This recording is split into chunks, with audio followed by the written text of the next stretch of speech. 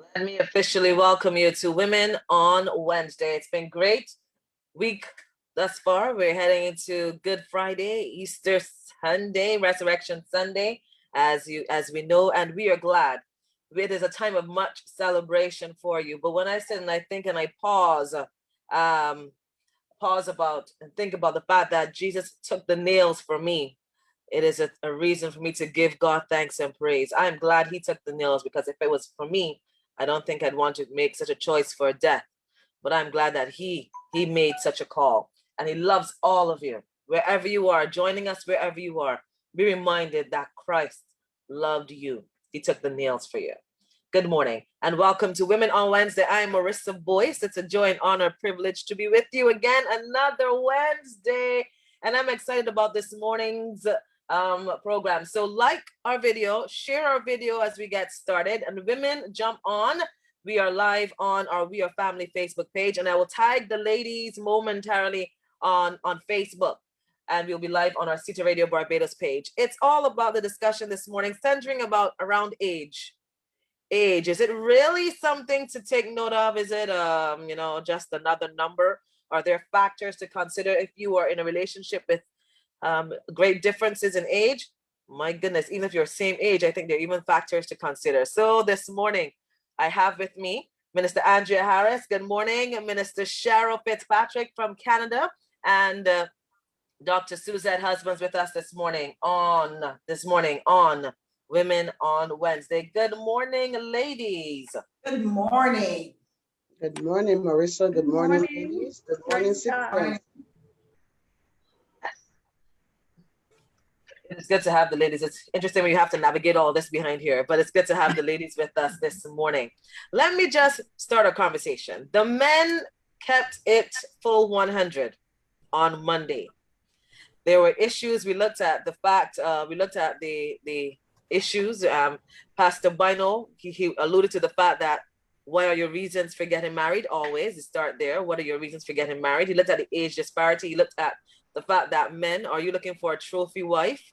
And then are the wives looking for daddies, father figures, if they're making a choice for marriage? Interestingly enough, Sinclair said that you generally marry your men generally marry their mothers, and girls generally marry their fathers. That was interesting. I'm not sure how I feel about that discussion, but that was interesting. That was one of the interesting things that came out of his thought processes. And Bishop Mark said there are times when you may find a person who might be younger, but they may be mature. So it's all important to take note of all of that.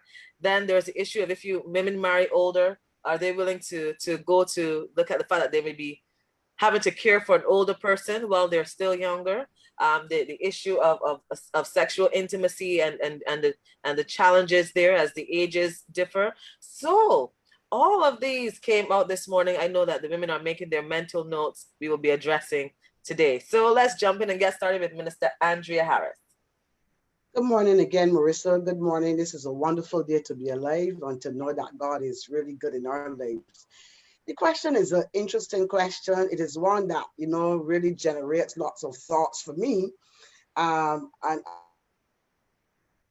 cause me to really, backpedal to see even my life, to look at my life and see, what would have been my intention, what would have been my motive, what it would have been. Was it the knight in shining armor? Was it the ability of the guy? So many things started to go through my mind. But then I began to think, I always like to go back to God and his word, that the fact that we have all been created in his image. And as his creation, he made us, I believe that God made us with a uniqueness that has been, created with intentionality that would be beneficial to human beings. Some human beings, not every human being. So we need to understand that our creation is not to benefit everybody. So it is important to be able to determine which uniqueness or how our uniqueness can enhance or complement or complete or add value to a life. I believe that there's empirical evidence around that would reveal that age is really not just a number. We always say that, age is just a number. Error. age is more than a number, because really and truly, age is the length of time that an individual has been alive. That's the bottom line. So it has to be more than a number. And during that process of living, that time of living, that period of human life, you see that there are certain things that are developed. There's certain physical and psychological and emotional development that takes place in your life. So it has to be more than a number. And those developmental stages shape you. They shape your thoughts. They shape your ideologies. They shape your mindsets. They shape your opinions. Those things shape you. And interestingly speaking, as two people come together, they really usually come from two different family orientations. So that when two people decide that, you know what, we're going to get married, we want to spend our lives together, we understand that they're coming from two different, I'm talking about a man and a woman. They're coming from two, and I want to be very specific about that. I want to be very clear on that. A male and a female, or a she-male, or however you want to call it. I'm talking about a man and a woman, how God designed it, because we have all other kind of things going around, but how God designed it. So that when these two persons coming from two different family orientations come together, it's going to require some measure of integration. It's going to require differences that they would have coming together and meshing. And because life does not have a dress rehearsal, you got to remember that nobody don't have a chance to do a dress rehearsal and say, well, let's practice and then come back and make it perfect. No, life does not have a dress rehearsal. But because even though it does not have a dress rehearsal, the onus is on us to make life happen. And in making life happen, it means that we cannot look at age in isolation. So for me, and I'm going to stop just now, it begs the importance of if two individuals are looking to get married, and it is something that I don't think that we pay that much attention to. Premarital counseling is of paramount importance. It is important that people have premarital counseling. I believe it is of utmost importance. Before you commit, before you get in, before you lie down, before you talk, you need to have that premarital counseling, because I believe that premarital counseling can be very revelatory. Even though, yes, there are some people that's on the world stage of life and they can't pretend. And I know there's some that can tell me, oh, but I did premarital counseling and I never saw it. I never saw it. It never showed up. It was never said. It was never talked about. But the truth is, in the bigger scheme of things, yes, there are some people that can be very pretensive. They can put on a good act. They can say what you want to hear. They can behave how they want you to view them and see them. But the truth is, the real thing will come out eventually. But then it's also important that we make sure that we find a counselor that has the giftings and the skills and the abilities, because every marriage counselor, every marriage officer might not be the best counselor. Even every pastor, every minister might not be the best counselor. But it is important when two persons are coming together that you seek to have that marriage counseling, because that sets the stage for how you will advance.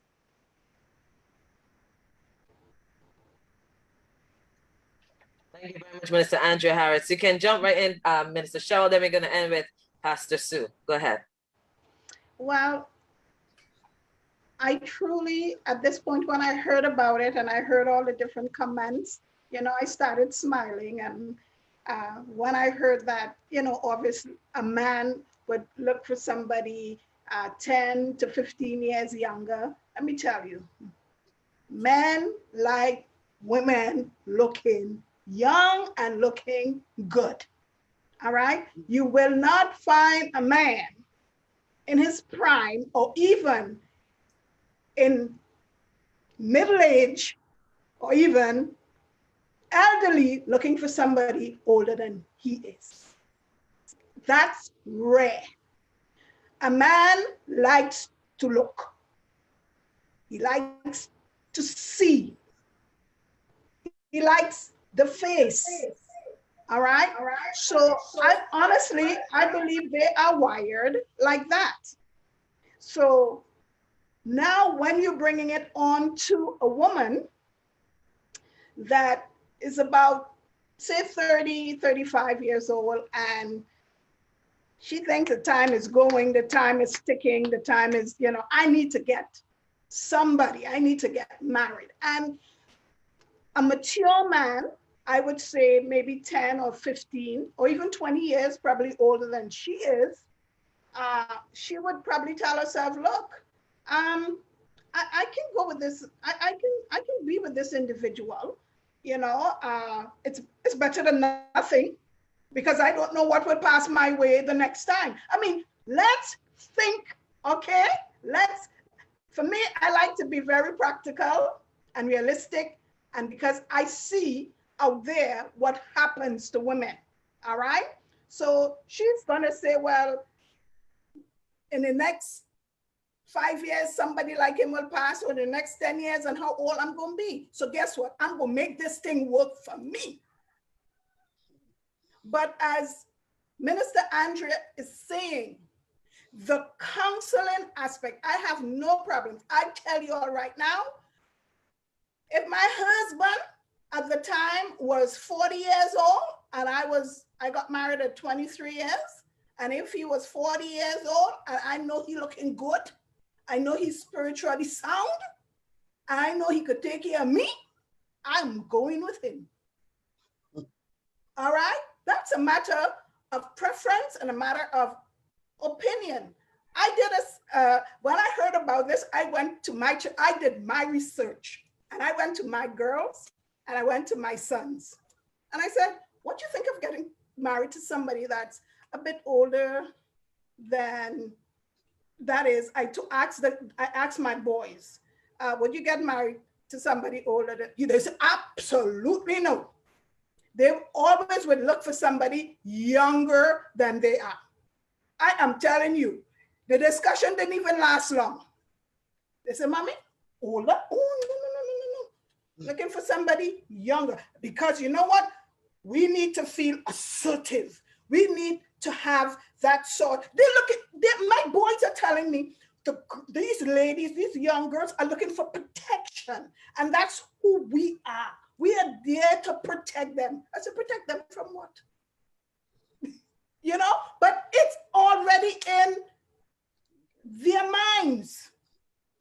Okay?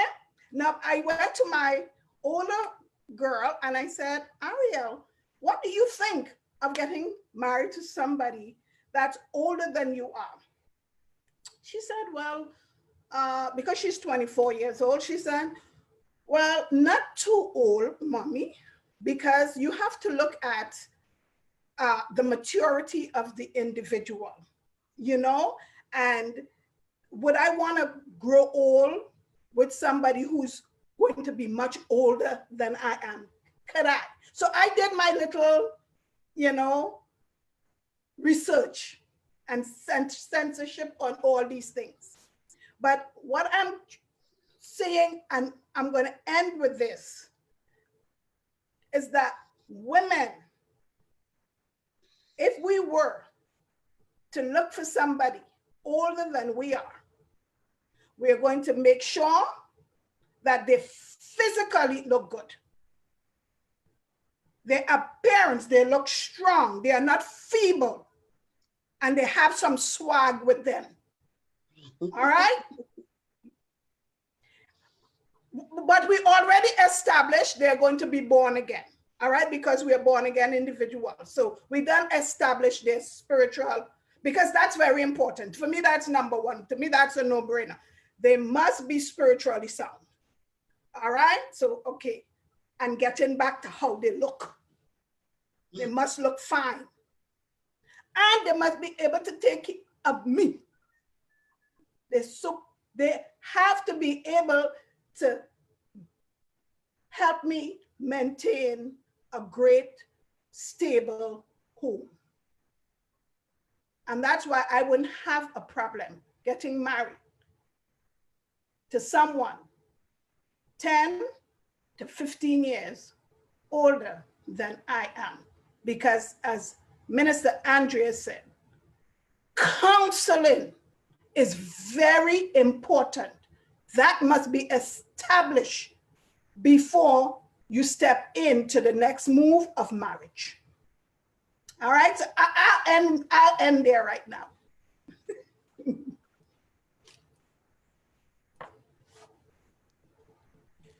Wow. All right, so good morning, everybody. Just a couple of things for me, because the offerings have been really, really full. I married somebody who was older than I am. My husband is 6 years older than I am. So yes, in some cases that difference is not that significant, but he was older. And some people, I remember one buddy actually saying to him that he was robbing the cradle, because I wasn't only young, but I was small, right? So in that, so sometimes people view it in different ways, even though it was only 6 years different.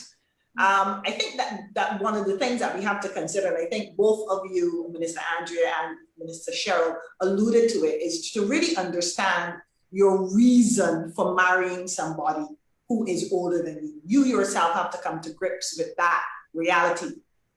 And once you're sure in your mind and in your heart, and you've got some tips that Minister Cheryl gave you in terms of the criteria that you can use, including making sure that they look fine and dapper. Once you're clear in your mind why you are getting married, then you have a basis to remain married. You see what I'm saying? And so that differences, whether as the person ages, they get older, all of those things, you really should take into consideration, which can be facilitated through the counseling process. What I would say is that if you are going to marry somebody who is significantly older than you, the reality is that there are going to be some generational differences, which Ms. Andrea alluded to. There are going to be some differences. That person has had life experiences that no matter how well experienced we are or how mature we are at a certain age, there's still some things that people who have lived longer have seen more of. And you have to bear that in mind as you're getting married, so that you are aware that there are these differences. And when the differences are significant in terms of the generation, you really have to prepare yourself for what could possibly happen and be ready to manage that, not only within the relationship itself, but also with the eyes of people who are going to watch. Because whether we like it or not, people will comment. People will say that the young girl trying to get the old fella's money. They're going to say things like that. So all I'm saying is that you have to be aware of those realities. I know of several people who got married to someone who's significantly older, and they had to deal with those comments. You're just sponging off the old man. You don't really love him. All those kind of things, and they had to deal with that reality. Now, of course, we know it's nobody's business who you choose to marry and not to marry, but that is part of the reality that you're going to have to live with if you're going to choose that. As I consider biblical examples, we have two, because we know for sure that Abraham would have been like 10 years older than Sarah. And that seemed to work out okay. And then the one, though, for me that was particularly significant was the one with Boaz and Ruth. Because the Bible actually refers to Boaz identifying the fact that she had chosen, she did not choose a young fella, but she chose him, all right? Which says to me that he himself was aware of the implications of her making that choice. And he attributed it to her virtue, he attributed it to her maturity, to who she was for her decision-making, but it still signaled to me that he was aware. It was something that he was aware of, and therefore he commented on it, and it is identified in scripture, which says to me that there is a matter of importance that is related to it. So if you are going to go ahead and marry somebody who is older, you've got some criteria there, but you have to know why you're going to do that. And you have to be prepared for all of the things that can come along. If the person is significantly older, they're going to age faster than you are, and all of those kind of things. I know of a particular case where I remember many years ago, and they're still married right now. He was an 18-year-old boy man, and he was marrying a lady who was significantly older than him. So they were not like your sons, Minister Cheryl. He decided to marry this lady. And I remember the ruckus in the church at the time. People were so upset about the fact that this, what's she doing with this young boy? And I will never forget it. I remember seeing that couple together years later, maybe 3 years ago. They were still married, still going strong. And when I look back then, and I said, if they had listened to all of the noise, they never would have. I'm telling you, the noise was so loud. It was really difficult not to. Everybody knew about it. But they got married, and I made this together after 30 something. I married 31 years. They were married before me, so they got to be married like, I don't know. And they're still together and still going strong. So it really has to do with the quality of the people in the relationship and their commitment to their own making that marriage works. That really is the end all of it as they go through life. So I'll leave the others to comment, but that would be my contribution at this point. As Pastor Sue is speaking, I'm thinking about God saying, I know the thoughts that I think toward you. I know the plans that I have for you. And because we are addressing predominantly Christian couples now, we understand that marriage and those things cannot be looked at in isolation. They have to be looked at in conjunction with the will of God and the plan of God for our lives.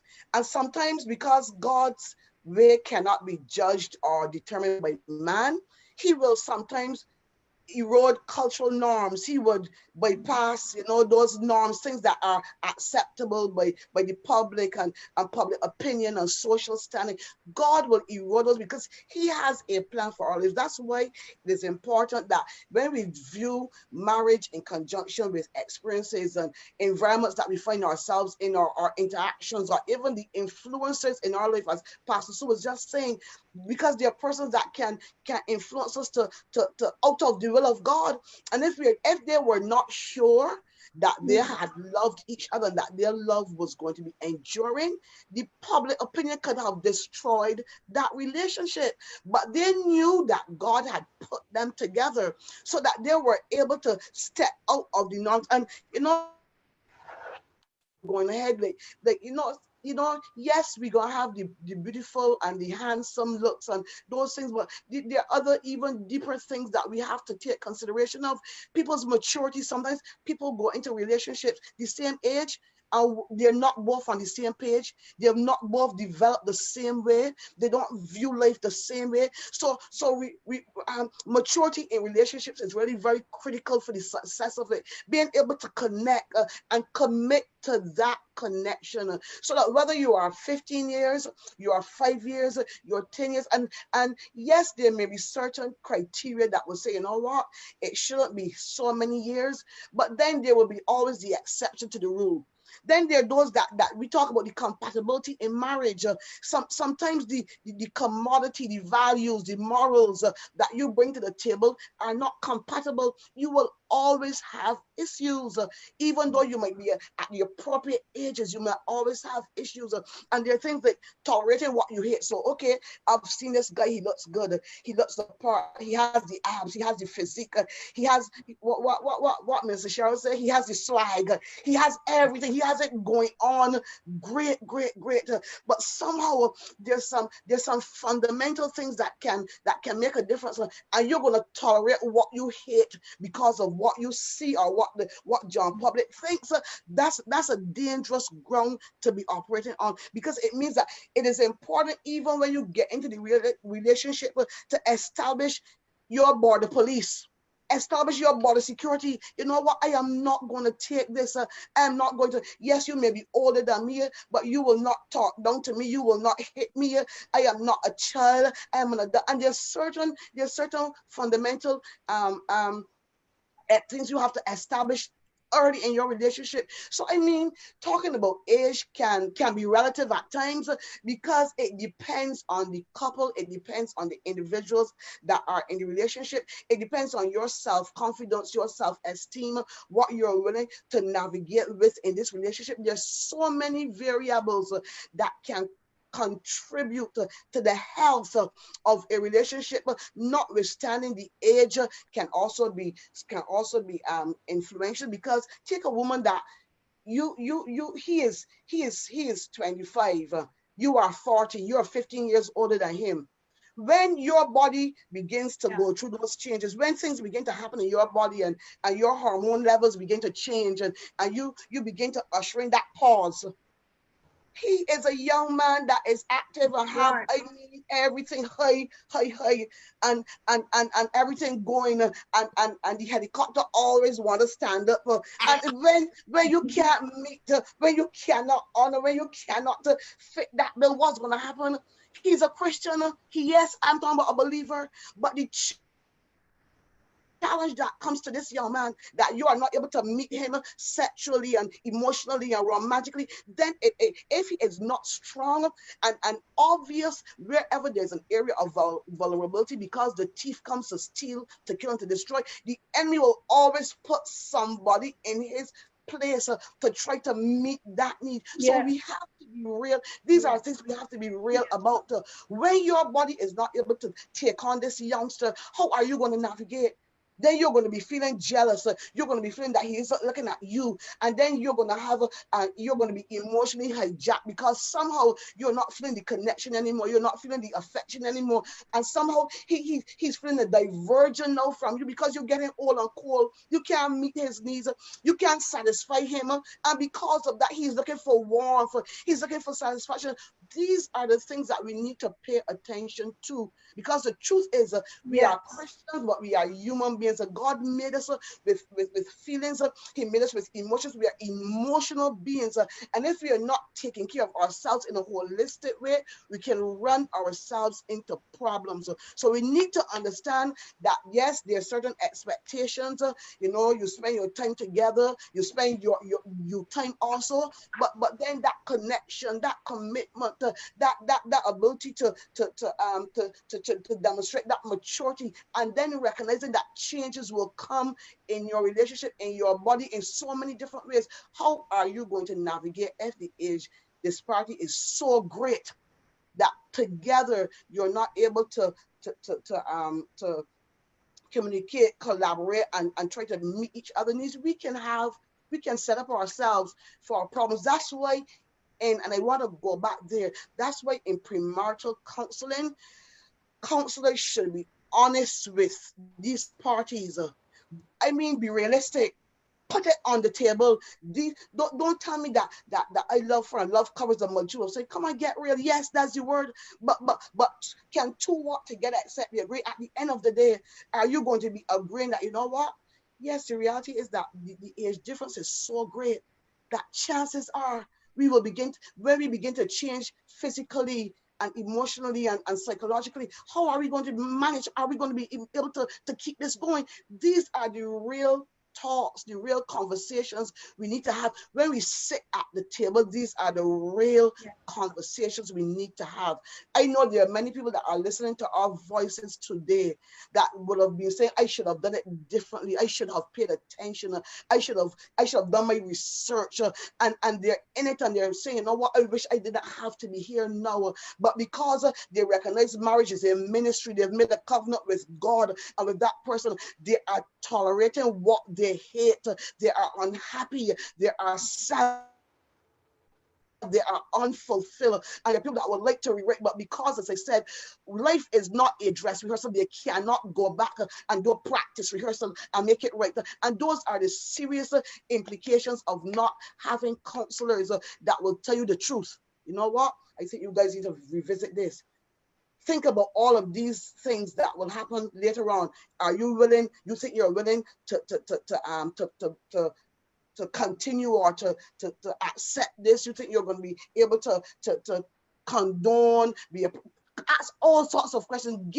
Put it there that they can make an informed decision. At the end of the day, a choice has a consequence. And when you make that choice, having been given all the information, you have to live with the consequence. Mm-hmm. You're sharing this morning, Minister Andrea, I'm having quite a few questions. Persons say, what about the generation difference? Seeing the generation is 10 years in either direction. Hormonal changes happen even persons in the same age bracket. Interestingly enough, Minister Sinclair spoke to that on Monday. He did talk about the fact that, especially when a woman marries a man older, I said I'd go probably, I put myself in, I said I'd probably go up to 20 years older. And that was interesting because they then brought the issue of what about the changes that a man goes through when he's older. And as Minister Andrew talked about, and this is real, these are the real things that people face.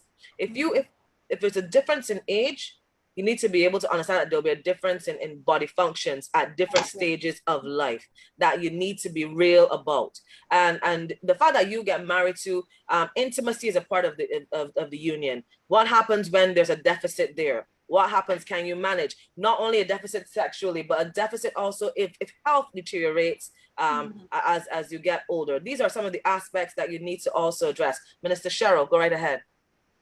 Yes, I can speak of someone that I encountered in the sense of someone speaking with me, and the gap is,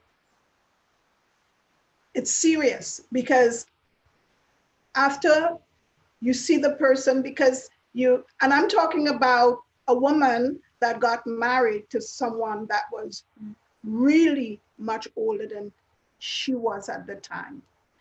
And she ended up being actually his nurse, because I would say after, I think 2-3 years of marriage, his body physically started to deteriorate because of sickness.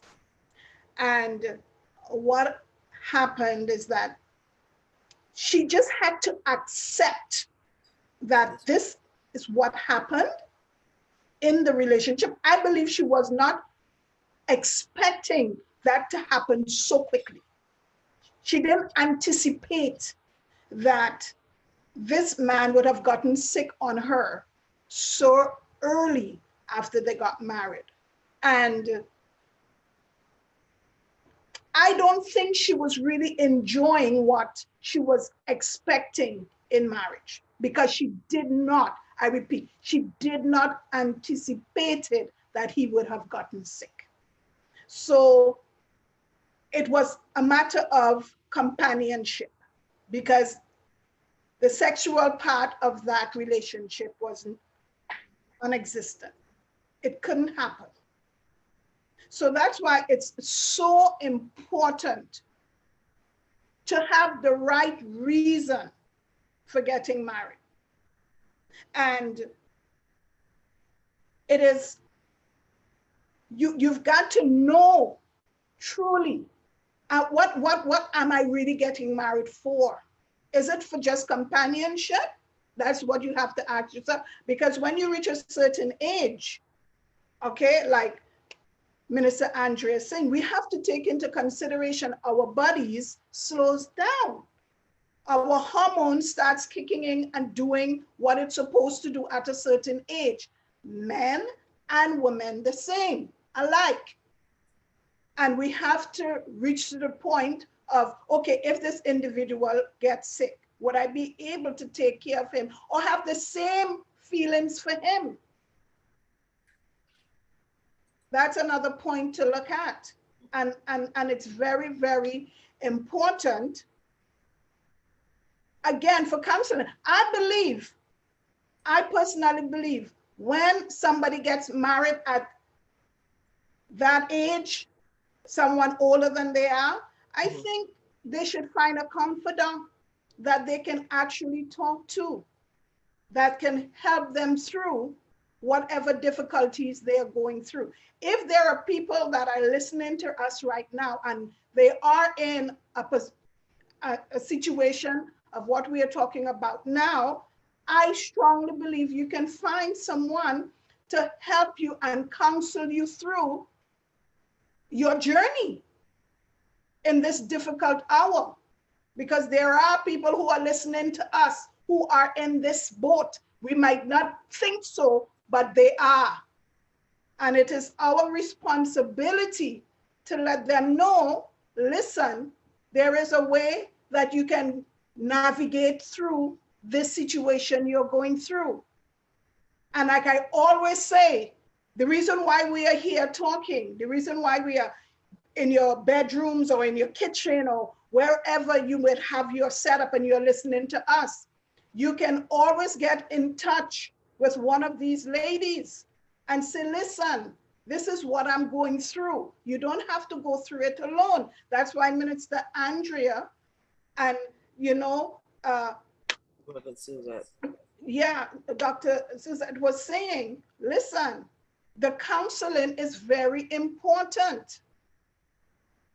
I know you are out there, and I know you are listening to us, and I know you need the help through this time that you're going through this, that dark tunnel you're going through. I'm speaking prophetically now because I am seeing. Find a confidant, find somebody to talk to counsel you through this situation you're going through. And one more thing before I leave. There might not be a age difference.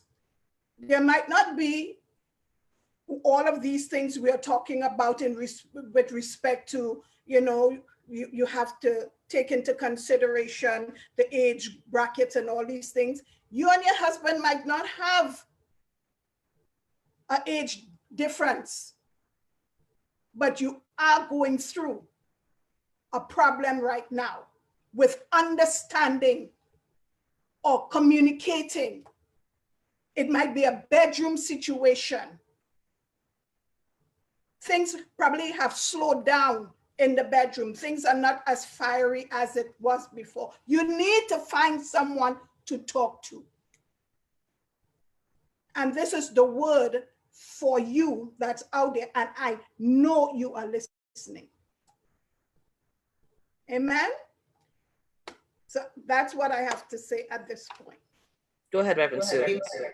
Yeah, I just want to jump in and to agree and endorse what we've all said. And one of the things I want to add is that we remember our vows. So for those of us who are already in it, remember the vows. When we stood up before that priest, or if we did it in the church, or if we did it on the beach, we made vows. Those vows represent a covenant. And part of that covenant says for better or for worse. And sometimes sickness doesn't only hit because somebody is older. Sometimes sickness hits. It doesn't have any particular people to go after. It does hit. So we have to be aware that once we make those vows, and vows are an interesting thing to reflect. I try to do them when I'm doing premarital counseling. I go through the vows because I know that on the day your eyes and your ears are somewhere else. You don't even know what you're saying when you say I do. So I make sure we go through the vows before you get married, so that you know that on that day, even if you are in the days, you know exactly what you're saying, right? So that's one of the things I want to say. The other thing I want to add to, in terms of the fact that as people get older, they change. Listen, I've been married for 31 years, and I have watched us change. I watched us change. I've watched my body change. I've watched my husband's body change. I have watched his drive for certain things change. I have watched that, even though I am only 6 years younger, that sometimes I'm at a peak that he has already passed. Okay? And I have to then respect that even though I'm driving for something that I know under normal circumstances he would have driven before, he has passed that peak. And it's just a question of age. So it is a reality. One of the things that we don't like to do when we are in relationships is ask the hard questions. And I think that is what the counseling is intended to do. You must ask the hard questions. You are in a space. It feels great. It is wonderful. This person has come into your life. You see the value that they add. You see the maturity that they bring to the situation. You see that there are things that you're able to talk to them about that you wouldn't normally talk to your previous boyfriend, because they're so fickle and they're so immature. But when you're having a conversation with this person, you can really glean the wisdom from them, and that is great. And you are all on board. This has to be it. But you also have to remember the other things, because age does bring that. And for women, women tend to mature faster than men, and therefore our age, we tend to go for the ones that are older. So we have to recognize that. Sometimes we go for the ones that are younger because we want to feel young.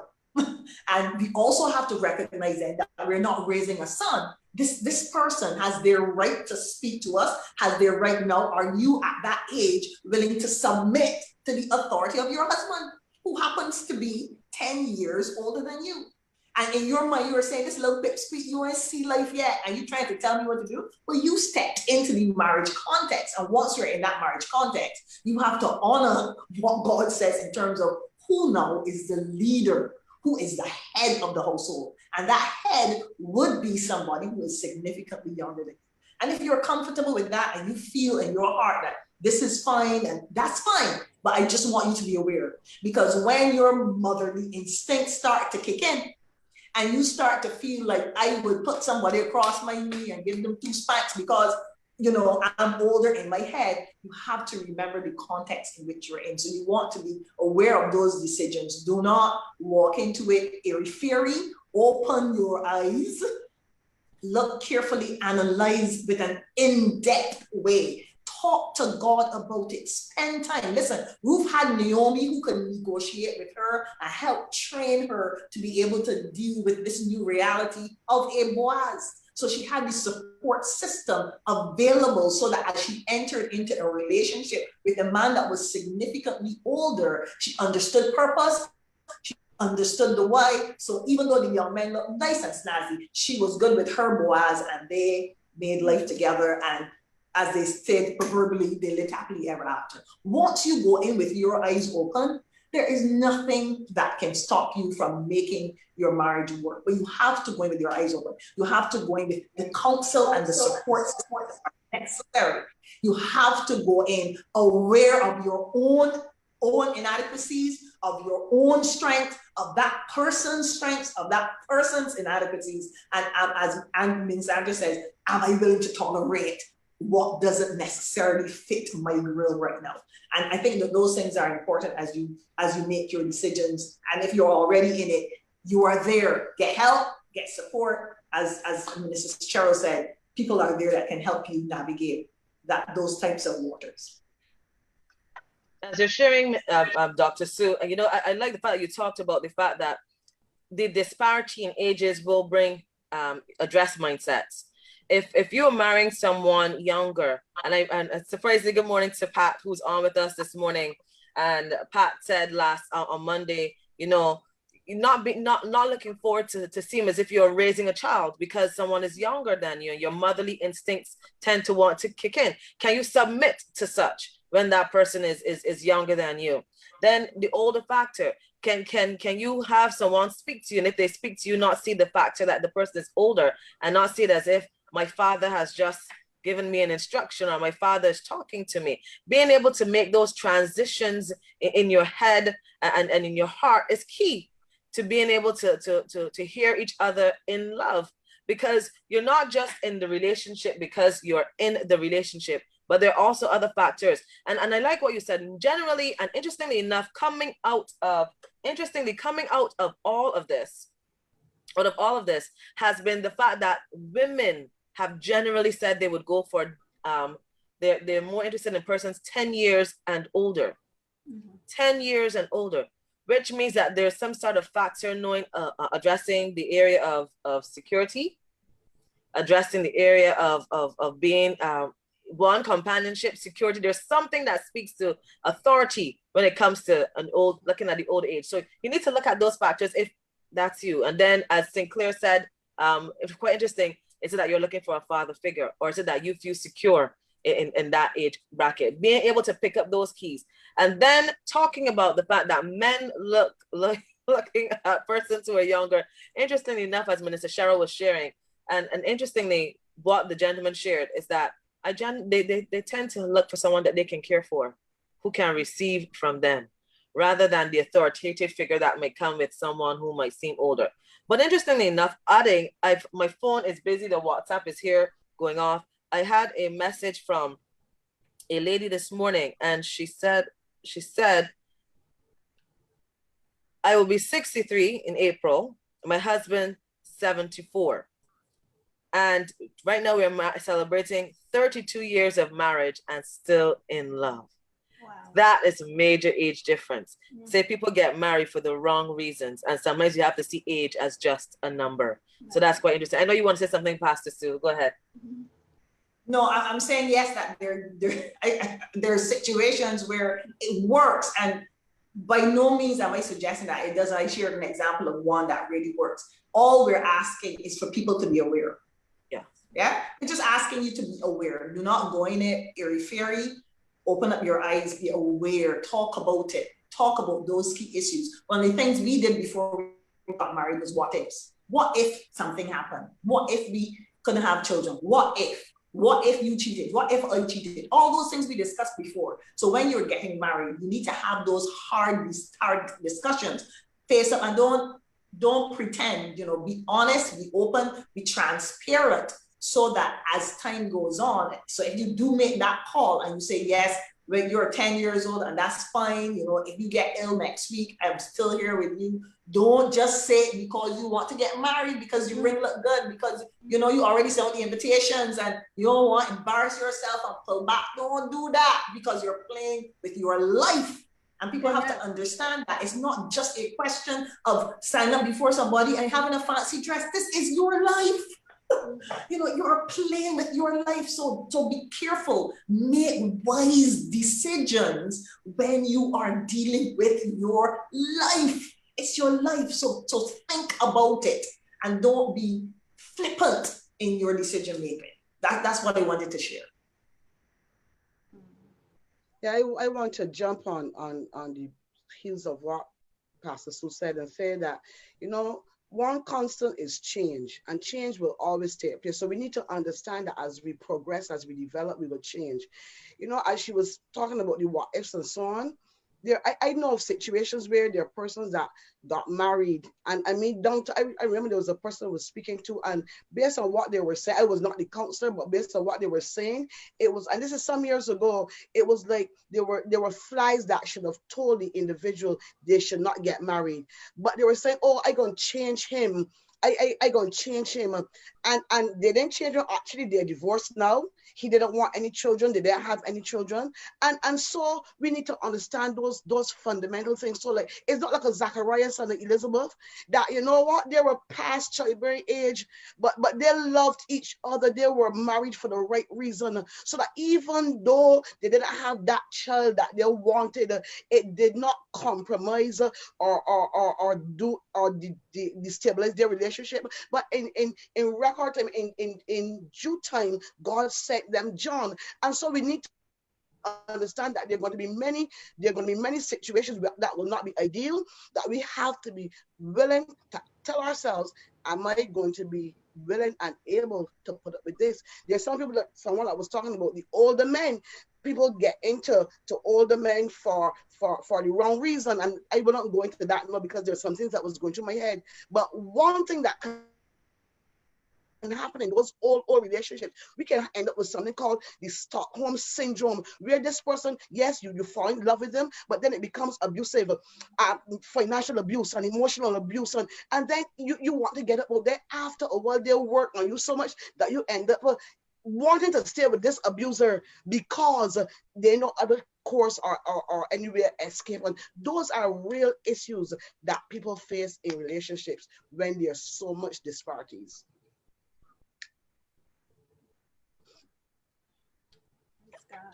I'm going to allow Minister Cheryl to close, if she can, in 60 seconds, because we are about to end our show this morning. Well, I personally was blessed just hearing Minister Andrea and Dr. Suzette. I'm telling you, I was gleaning off of you guys as well, and you guys brought some excellent points, and I'm really blessed, because now I'm able to even take some of what both of you said, or three, as well as Marissa. I can be able to talk to people now that I know, that I personally know, that are in situations like what we are talking about now.